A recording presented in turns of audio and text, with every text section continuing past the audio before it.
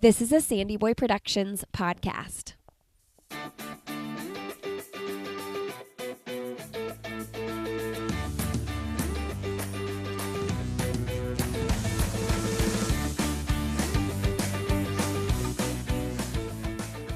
Hey everybody, welcome to I'll Have Another podcast with Lindsay Hyde.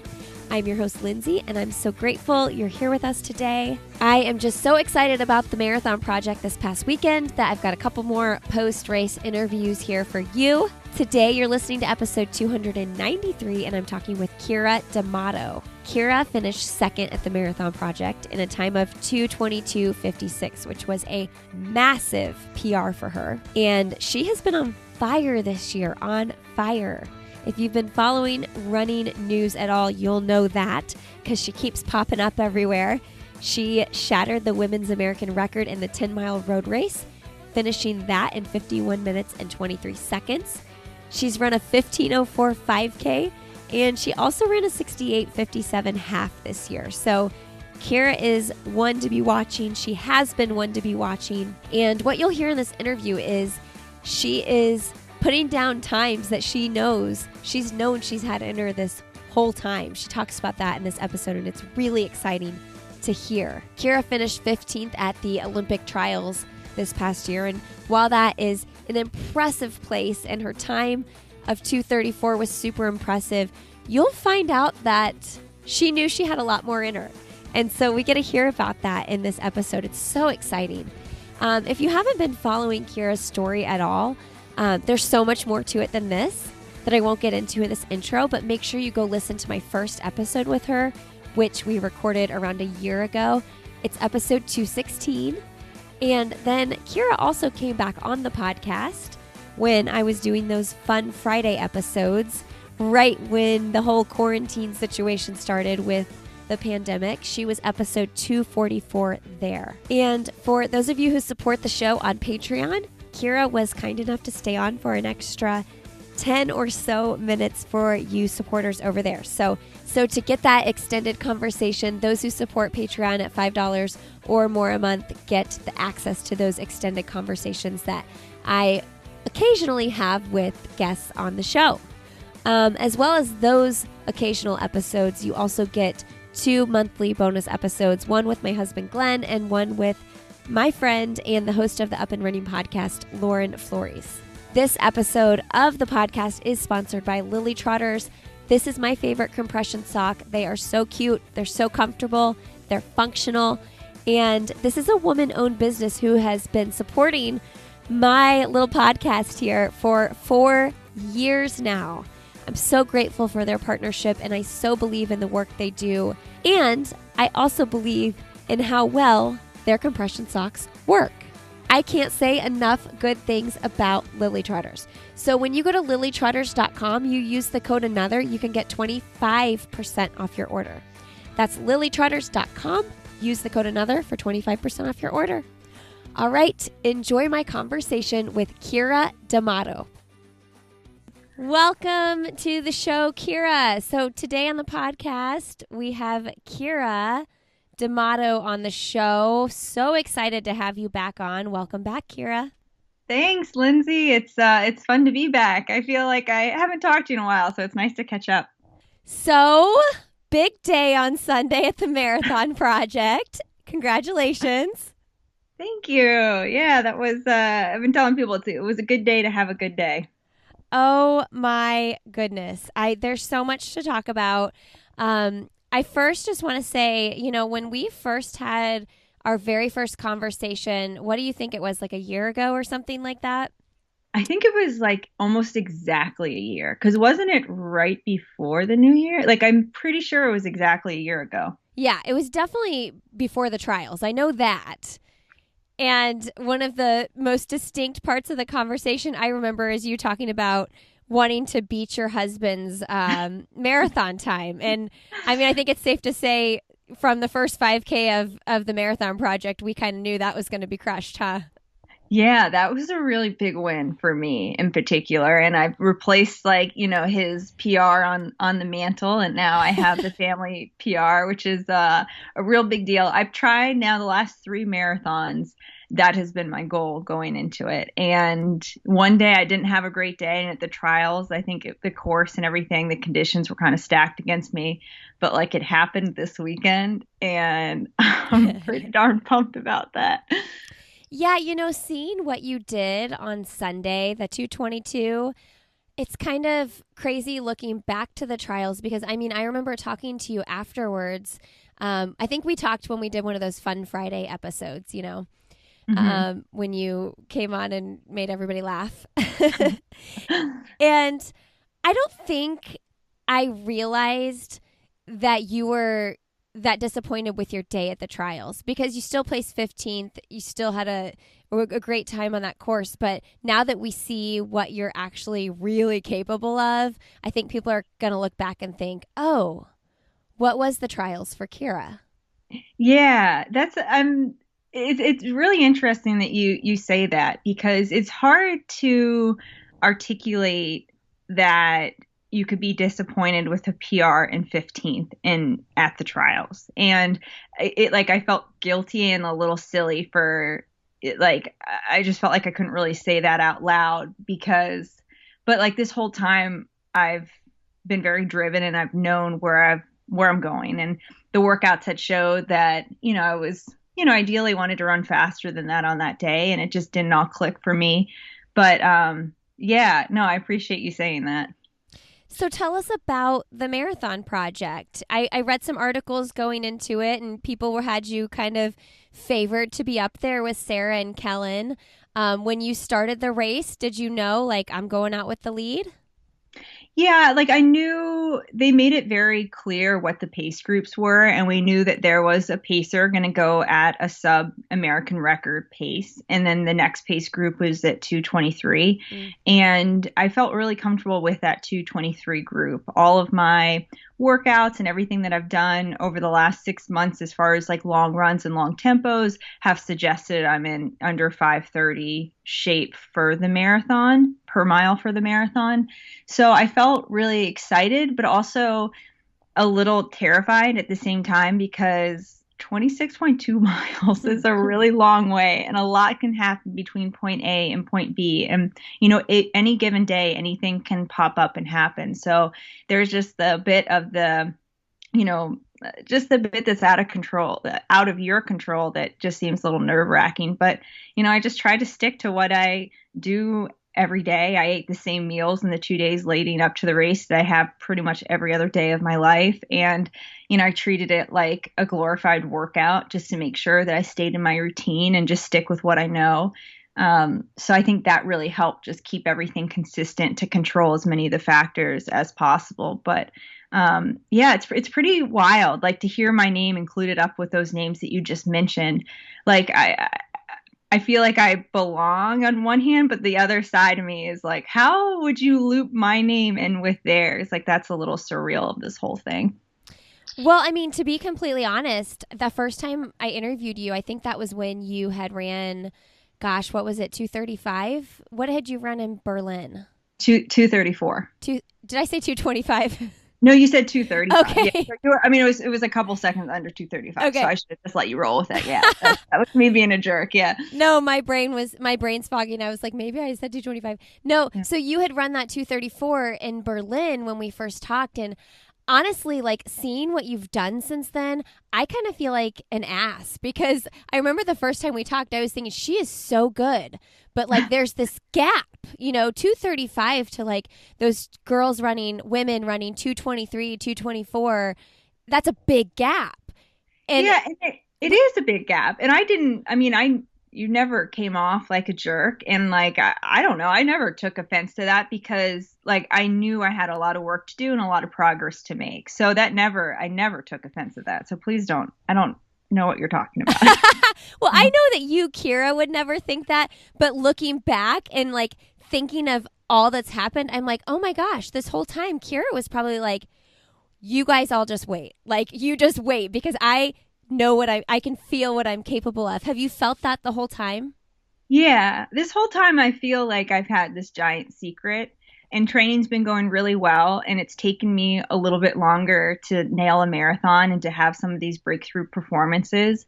But yeah, I've seen what I've done day in and day out. And I've had a pretty spectacular 18 months of really uninterrupted training that's progressed really, really great. And that's on top of, a couple years before that. But so I've kind of known where I was and where I'm going, but it never offends me that other people don't. How would they know until I go out and do it in a race? So yeah, it's cool. I'm good.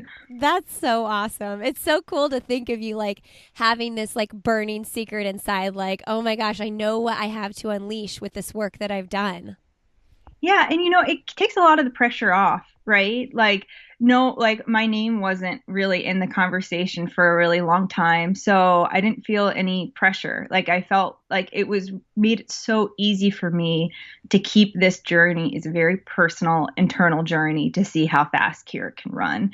And, I didn't have all the noise, and I kind of appreciated that because I've been able to do it my way and just, figure out things and just make small steps at a time. So I think that really has really helped me a lot. And yeah, so everything happened the way it was supposed to happen. I kind of feel like that.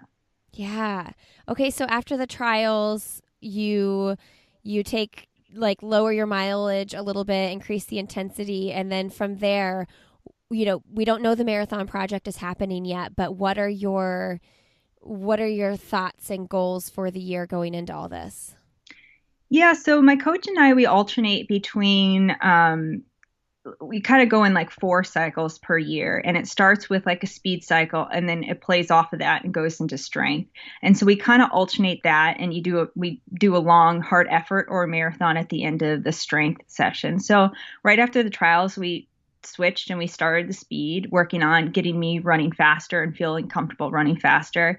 Going into the trials, I was doing mile repeats, probably starting around 5 minutes and ending around 4:50 or so. And then right after the trials, we started with speed and got me really comfortable running like sub 4:50. So by the end of this training session, being able to run a lot faster, it was comfortable to run faster for longer. And this training cycle, I did the mile repeats, and I started at 4:50 and broke it down to 4:36. Wow. So yeah, so I got, having that's alternating the speed and strength, I think it keeps it fresh. It keeps it really fun. It keeps it really manageable and not monotonous with just like all the miles. But then it's just really powerful because when I can go out and run a mile that fast, thinking that, I ended my mile repeats at 4:36. So going out and running 5:27, that's a big difference. And so I felt really confident that I could get really relaxed in that 5:20s range and feel really strong and, as relaxed as possible. So that gave me a lot of confidence going in.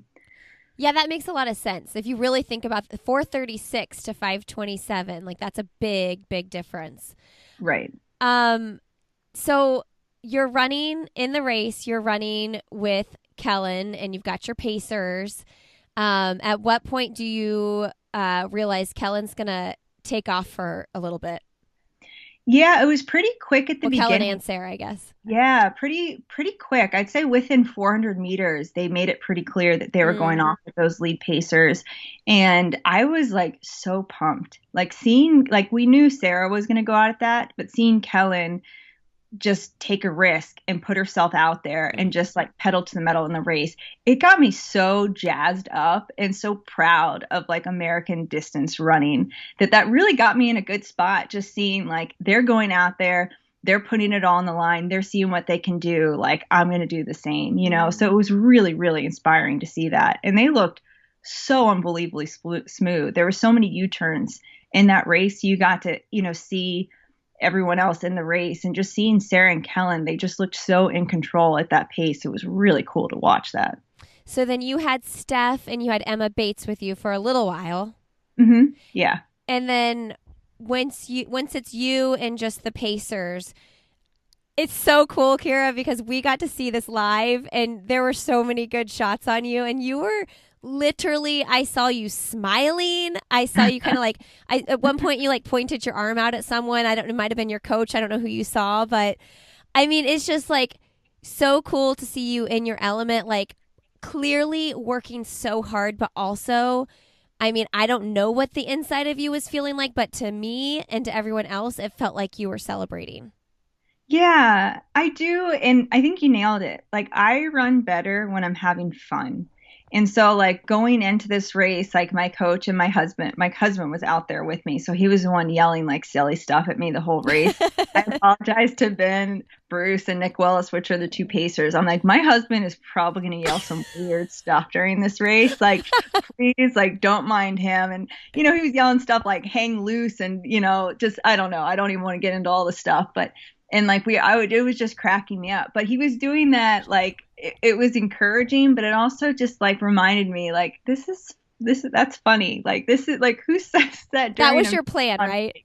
Yeah, yeah. So that really helped me just stay loose and to make sure I was just focused on having fun and just showing that like Keira personality. And with my kids, they weren't able to come out, so I do that I love you sign. That's like our little sign that we do. So if I ever get a chance to send them a picture, or like if I ever thought, well, maybe the camera's on me, I'll try to do the I love you sign to like Tommy and Quinn, so they know that I'm thinking of them and that I miss them, and that, it's hard being a mom and being away. It feels very selfish. So just to, kind of keep them in my heart and make them know I was still thinking about them, even though I wasn't with them, was important. It was important to me. But yeah, it was a fun day. Yeah, I saw you and Ben kind of tweeting, and he said something about what your husband was yelling. And so I was curious. I'm like, I wonder what he was actually saying. Okay. So this he didn't actually say, but I was worried he was going to say, have you seen The Marvelous Miss Maisel? Yes. Okay. That's like one of our favorite shows. So We've good. watched it. It's so funny. But right before she goes on stage, her manager always yells, tits up. Oh, right. So that's what he's been like kind of not threatening, but kind of joking around that he should yell that during a race. So that's what I was telling Ben and Nick. I'm like, listen, if my husband yells tits up, I am sorry. Like it's all from The Marvelous Miss Maisel, because that's just encouraging, and in his mind too. It's like, shoulders relaxed, stand tall, like be proud, so that's kind of his. But so I was really worried that he was going to say that, but he had enough sense in him not to say it, since there were cameras and everything around. That would have been really bad. I probably shouldn't have even shared that out loud. No, you should have. That's amazing. And that show, if you guys listening have not seen The Marvelous Mrs. Maisel, you need to go watch it. It's so good. It's so funny. It's my sense of humor. I am like rolling on the floor laughing at that show. It's one of my favorite shows all time. That's a really good one. Well, speaking of tits up, you do kind of run with like your shoulders up. Like you kind of run like upright, and you look really comfortable. Tell us about that. I don't really know why I do that, but I think especially when I get a little tense, or I'm like trying to like stay focused or something, naturally my shoulders just raise. And I don't know what that is, but like in practice, and that's one thing that I always remind myself probably 100 times each time I'm running, is just shoulders relaxed, stay tall, but stay relaxed. So I don't know, it's just naturally what my body does. But especially when I get really tired, my shoulders get really high. So that's a really, like, if I can't lower them, I'm in the struggle bus. But I mean, it clearly worked. I know. I guess it's working, yeah. So, man, you did not sway from your pace one way or the other the entire marathon. I mean, you went up and down by 1 second per, either way, and that's it. I would like to take all credit for that, because that's a really big compliment to a runner. But I'm going to say it was 100% all Nick Willis and Ben Bruce. They were so metronomically, is that a word? Metronomically? Yeah. Just so smooth that it made it really easy for me just to lock in behind them. There was no surges. There was no, swerving. They were just so smooth. I have to say too, like to be a pacer in a race is really selfless, because you don't get too many of those long efforts. So especially in a marathon, like kind of donating your time and your effort and your energy to pacing other people is very selfless. So I was just appreciative that they volunteered to start. But also, like, Ben Bruce was in a pretty unique situation, having his wife in the pack. And like, I felt confident in him that no matter what happened, he was going to run that pace. but like at one point she had to stop at the beginning and use the restroom. So like I overheard Nick and Ben's conversation, and Ben was like, well, maybe I'll go with her. And Nick was like, well, I have to pee anyway, so I'll stop and I'll get her and we'll catch back up.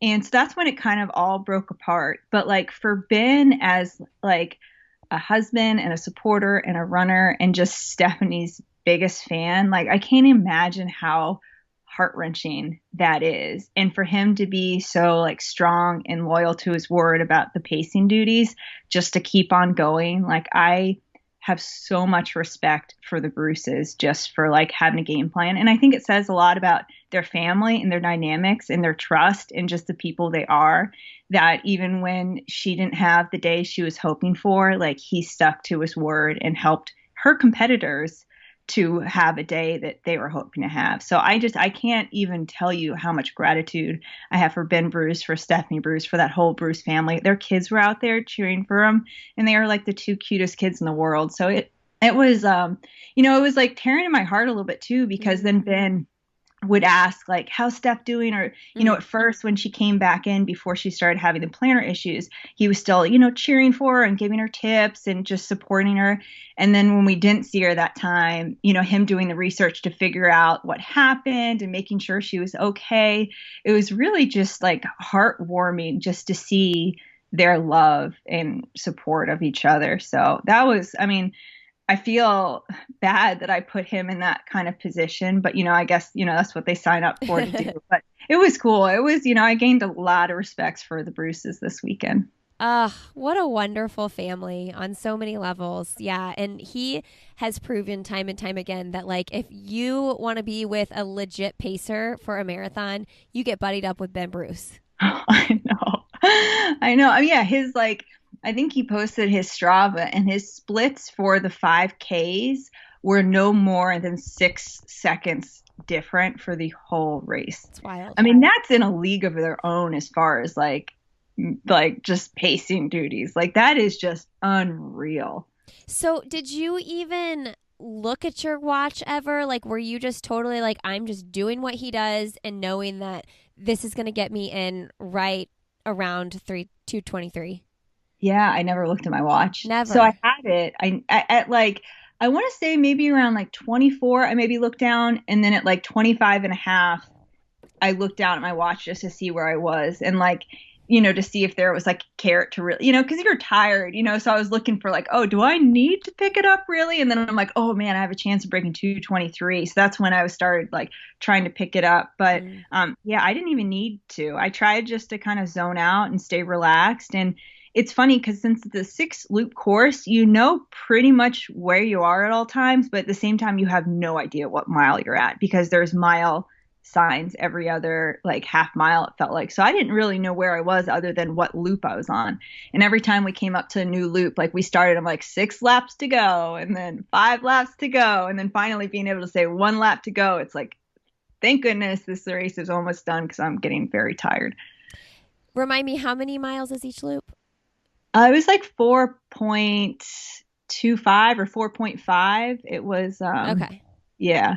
And they did a really good job. Here's a funny story. Yeah. The course certifier who came out, David Katz, is a very like world renowned like race course designer, measurer, course certifier. He's doing like the Tokyo Olympic marathon. He did Rio, he did London, like pretty much any sort of big race. He's been the one to be like boots on ground to get it certified and make sure it's record eligible and to, work that all out. So he was out all week making sure that it was certified and record eligible for those going after like their American record. And I ran into him. I was grabbing breakfast and I saw him. So we briefly chatted. And he was asking me like what my plans were. And I was like, well, I'm going to go with the 2:23 group. And he like he's like, wow, you're crazy. And I'm like, yep, just a little crazy. And he goes, remember this number, 2:27:22. That's what I predict you'll run. Oh, So I told him, well, David, like, I'm going to go prove you wrong. And he's like, I would be the happiest person in the world if he did. So all during that race, I had that chip on my shoulder. Like, I need to run faster than 2:27. And sure enough, pretty much as soon as I crossed the line, he came up and said, I told you I'd be the happiest person in the world for you. You proved me wrong and you did it. So that helped. But that was kind of funny. That was like sitting on, that was a chip on my shoulder for that oh whole. my gosh. Well, and yeah, I mean, the crazy thing is like 2:27:22 would be a huge PR and a great time, but you Yeah. knew that your body could do those sub 5:30s. Yeah. Yeah. Wow. You looked so strong. And I know different runners look more labored than others, depending, just like Sarah Hall has kind of like a labored look in how she runs, but you knew that she was running tough the whole time. Everybody looks a little different. From the outside looking in, you looked like you could have ran another mile. Tell us how you really felt. I think I felt pretty smooth. I mean, towards the end, like I was just ready to be done running because that's just a really long time to be running. And there were moments where I'm like, man, like this would have been nice if it was a 10K or a 10 mile or a half marathon or a 20 mile. But I felt really good. And I think in Ben's pacing and being able to negative split that race, I think I ran it really strong. I never like went into that well. I never hit the wall, which is like I've hit the hardest walls running a marathon. So it felt like so magical to not experience that wall for once. But yeah, I do like it gives me a lot of confidence that there's a lot of room to grow in the marathon. I Jeez. think that I can with, more work and everything. But I think I, in the very near future, can attempt a time much faster than I ran. And, I think this was a really, really great stepping stone, but I think there's still room to grow. And I hate to even ask this because it's like you should be so sitting in this accomplishment. But seeing Sara go after that American record and now knowing that you're like the seventh, is it the seventh fastest? Is that it? Mm-hmm. Yeah. Yep. Seventh fastest all time American woman to run a marathon. Like, do you have that desire to go after the American record? Yeah. Yeah, I do. I don't think I'm there right now. And I think if I were to have gone out with Sara in that race, I don't know what happened. I don't think I'm in American record shape as of last weekend, but I do think I'm progressing really well. I'm learning more about running and racing and marathon running and training. And, I have such an amazing coach in my corner of Scott Roscoe. And, we talked afterwards and we were kind of like, that was really good. But there, we just are scratching the surface. I think in, next spring and going into the summer, it's all going to be focused on track. But then, in the fall and going forward, I think that there is going to be a really fun chance to really, do some damage to the time that I ran last weekend. So exciting. Are you excited? Or do you feel so excited? Yeah. Yeah, I do. It's wild. It's funny too. Like, and I remember saying this the first time we talked, but like, I say all of this, but it's like, I kind of laugh as it's coming out because I really truly believe it. But I also know how crazy it must sound for everybody else. So it's, yeah, it's just, I don't know. I don't even know what else to say, but yeah, it's been a wild ride. Keira, it doesn't sound crazy anymore. It really, there's nothing about it sounds crazy. I mean, we're all just so excited. So obviously you're going to go get on the track and try to make the Olympic team in either the 5K or the 10K. My thoughts say 10K, but you tell me, what do you think? We'll see how the spring progresses. I think the 10K is probably going to be my strongest event. But I also, like, I was a miler in high school and college. Like, I have a lot of speed that I haven't shown. And I think I've shown it a little bit. My a guy that I work out with, Silas France, he's starting to see it because I try to outkick him at the end of every workout. So I really make him work. But I haven't done it yet. I haven't been able to outkick him, but he's been seeing that progression and the speed like develop and kind of come back to me. So I think that I have a lot of growth potential in the 5K too. So we'll see. We'll see how this spring goes, and we'll see. I mean, my main goal is to make an Olympic team. So if I think that's going to be the 5K, I'm going to do that. If I think it's a 10K, I'll do that. If I think that I'm going to do both, so I mean, we'll see what happens, and we won't really know till we get there. But I think both are really exciting possibilities. 5K, 10K, marathon, 5K, 10K, 10 miler, half marathon, marathon. You have to run one of those races for the rest of your life. Which one do you choose? Oh man. That's really tough. Are you okay on time? We're like kind of going over the 20 minutes I asked for. No, I'm totally good. Yeah. Okay. I My first reaction is to say the 5K because that's the shortest event and the least amount of time that I have to be running as fast as I can. But like I've kind of found that like there's like a certain amount of pain that you can experience in a race, and it's either spread out among 26.2 miles, which is really exhausting to experience pain for that long. And the 5K, it's all like shoved into like a short, whatever, 12 and a half laps around the track. But I don't know. But I'm really proud, and I think it shows a lot of credit to Scott Roscoe that like I feel very comfortable in anything from the 5K to the marathon. Like I feel like I've become a pretty versatile runner. And I think that's largely because of his training, and I have a lot of fun with all the different events. So I don't know, that would be really hard. I don't know. I'm going to like plead the fifth on that answer. I can't choose. It's like choosing between children, Lindsay. Don't make me do that. Well, I always say you have a different favorite child on different days. So that's okay. I'll go with that answer. So different race on different days. But that was a cool thing. Like standing on the starting line Sunday, I felt really powerful that you could have told me on the starting line, this is a 5K race or a 10 miler or a marathon, and I would have PR'd that day.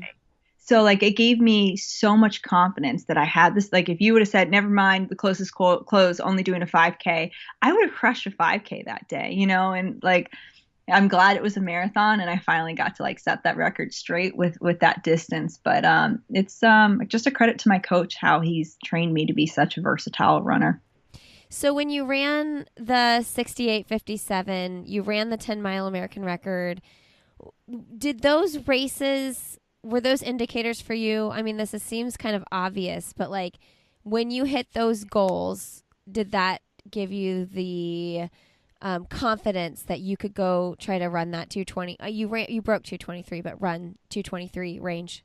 Yeah, I definitely did. Every race that I've done this season made me more confident. It showed everything in the training is moving in the right direction. And it's like a little snippet of where you're at. So just seeing that progression and how I felt and in those races, I mean, it gave me so much confidence standing on the starting line on Sunday. Do you feel like you belong? That's really good. I think by the fact that I couldn't just say yes, it's not quite a yes. I feel like I'm going to be here. I'm not going anywhere. But there is a part of me that definitely feels like an intruder or like a little bit of a disruptor in the sport right now. But I don't know. Like I feel like I need to keep proving I belong, I guess, is how I'm going to answer that. Man. Okay. So now what, as far as like sponsorships go, you've been running with Rabbit, but I know that's not like a full sponsorship. So what are you thinking? Are people knocking at the door? Are you going to knock at other people's doors? Yeah, I've had, we're looking over at, some things right now, but it was really tough for me to think about a change in the middle of a season. Like this last fall, I've raced every like 10 days to 2 weeks and just, I've run in the same shoes and done the same thing for the last 4 years. And I know, so I just didn't want to rock the boat in the middle of a season. So I feel like now that there are no races for me for now a few months, probably, or a couple months, whatever, I'll have the time to really like be thoughtful about the decision. And Yeah, we'll see what happens, but I'm, real excited for that right partner, and it really means a lot to me to pick that right partner too. And I'm sure just as a brand would be looking at me to make sure that I fit with them, I really want to make sure that I believe in the company values and what they represent and how they are in the running community. So that's really important for me. Wow. What shoes have you been running in, Keira? Well, up through this year, I've always trained in the Nike Zoom Fly is my trainer shoe, and then I've raced in the Nike Next Percent. But I've been trying some other shoes and some other brands, all comparable, and I really, really like what I've been trying. So I think now that I'm not like in the middle of a season, that's going to be fun to explore. All right, Keira. Well, we are just so pumped for you and proud of you. You belong. It's crazy. I'm so excited to see how far you've come and since that very first time we talked. So congratulations. Thank you. I'm doing like the raise the roof thing right now. You can't really see because this is all audio, but just visualize me raising the roof. Friends, Keira's going to stay on for an extra 10 minutes for our Patreon supporters. So if you want a little bit more details from her, make sure you go check that out, patreon.com/Lindsey Hein. Thank you so much, Keira. You are so welcome. And thank you for having me. All right, friends, thank you so much for being here today. Thank you, Keira, for coming on the show. So excited for your career. You guys can find Keira on social media. She is Keira D'Amato over there. And reach out to her, let her know what you thought of this episode. Send her a congratulations. So exciting to see what is in store for Keira. You can find me on Instagram. I'm Lindsey Hein 626. You can find me on Twitter at Lindsey Hein, and you can find me on Facebook. I'll have another podcast with Lindsey Hein. This podcast is part of the Sandy Boy Productions podcast network. We also have the Up and Running podcast with Lauren and Abby. Why is Everyone Yelling with Lindsey Hein? That's a parenting podcast, and the Illuminate podcast. Make sure you check out those shows, and you can find more information about Sandy Boy Productions on our Instagram page, Sandy Boy Productions. Thank you so much for being here today, and stay tuned for an episode with Noah Droddy.